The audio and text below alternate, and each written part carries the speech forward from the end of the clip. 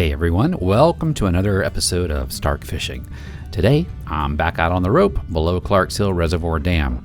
It is May 8th, the day before Mother's Day, 2021.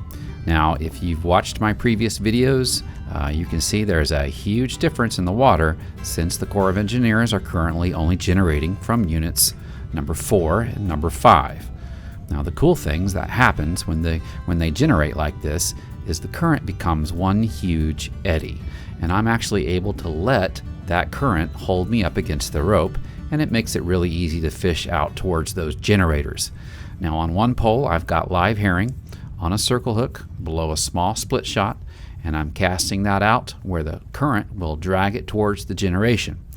Now, on the other pole I have a drop shot with a heavy 1 ounce weight and a circle hook, and it's about 18 inches above that weight. The secret with that rod is to cast that herring as close to the wall as possible, which is a pretty long heave. The closer I am, though, it seems the greater chance of getting a bite. Since this is a 360 video, be sure to use your mouse to scroll up and watch the tip of the pole when the fish hits. It's pretty cool. There it is.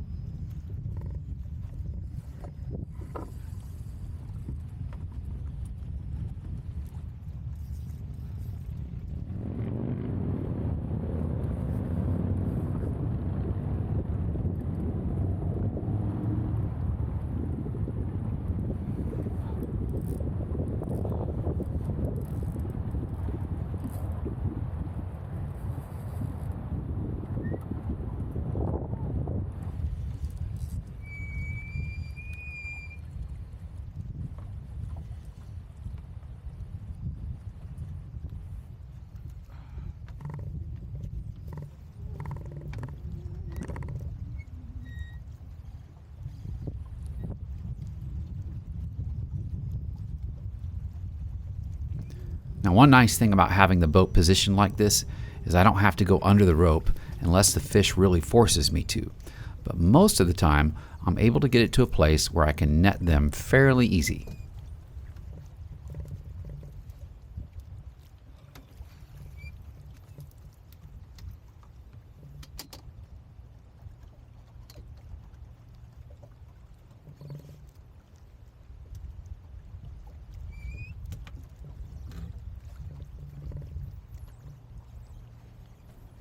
Now, that's not a bad start. It's not a keeper, but that was my first hybrid caught on the free line herring that I was just casting out into the current.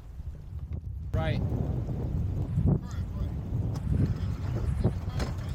It's been slow today, but earlier this week, man, it was. Yeah. Yeah.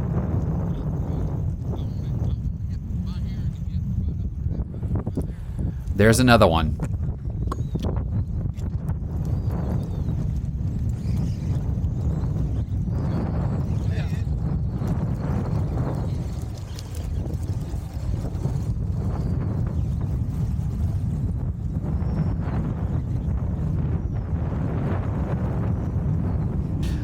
So this fish was on the drop shot, which I like because it holds the herring up off the bottom of the river. And although I've caught hybrids up there along the wall, it seems like the majority of the fish that I find there are catfish. Get the catfish.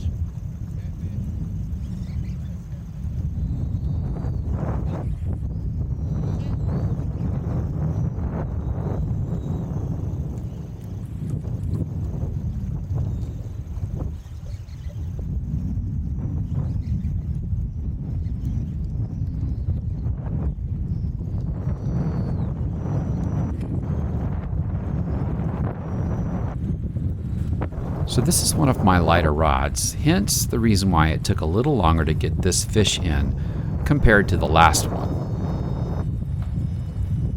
Now here's an interesting tip. I called the day before to speak with the control room to see what units they planned on running for this particular day. And I lucked out because the engineer I spoke with, I recognized his voice, he offered to let me choose which units would run. In this case, there were two that had to be chose. So I chose number 4 and number 5. Now, they're not always that cooperative, but sometimes you get lucky with the right person. So don't be afraid to ask, and in time you'll kind of learn which ones are able to help you out. Now, which units are running can oftentimes determine for me whether or not I go to the lake or come to the river.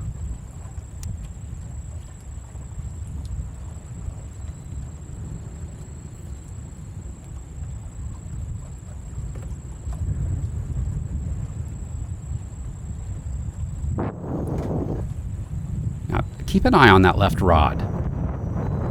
Hookup number 3.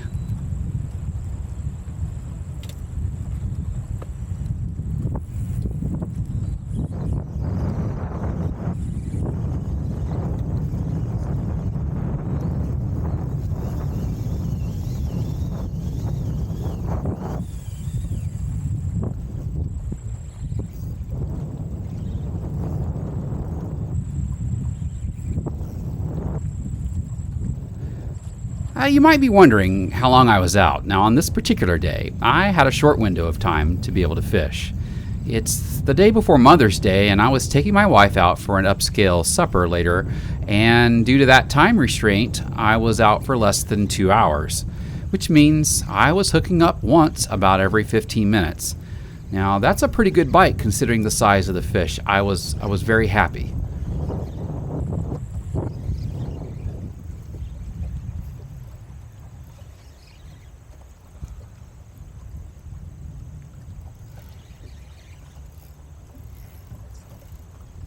Now, earlier I told you I was able to choose which units. Why did I choose units 4 and 5?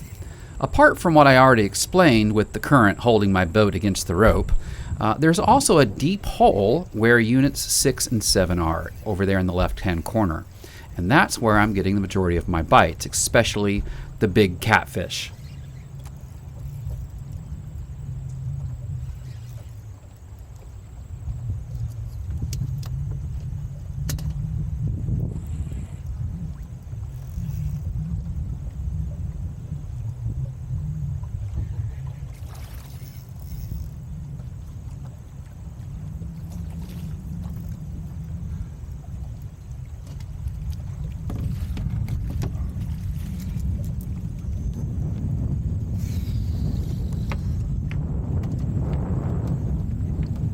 That's a nice catfish right there.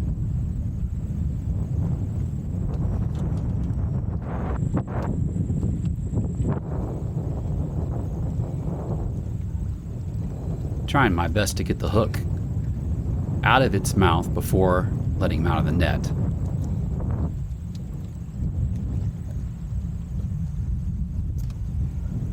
If you haven't heard me talk about circle hooks before, I just don't know how people fish for catfish without them. You just get that nice lip. Whoops. He just came out. You get that nice hook set right in the lip on the side of the mouth almost every time. That's a good fish. Oh, he decided he wanted to go back a little early.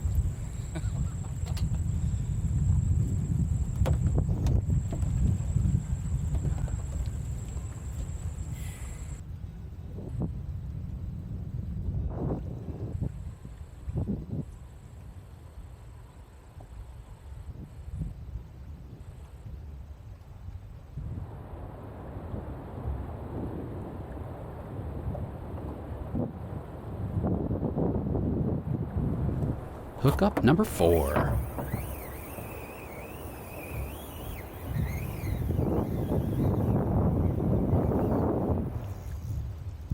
Oh no. Sometimes you just can't always get them into the boat. But that one had some hefty weight to it. I could feel him, and he was going right up that wall, headed towards the generation. There's a lot of rocks up in there, and I'm pretty sure that I got scraped off on one of those, but he broke my line. Well, that is it for this particular episode. Thank you so much for joining me. Be sure to make sure that you hit the subscribe button, and that way you can make sure that you catch up with any new material that I post. I do have another video ready to go for next week, and looking forward to sharing that with you. Listen, if you see me out on the water, don't forget to stop and say hello. Have a great day. Bye.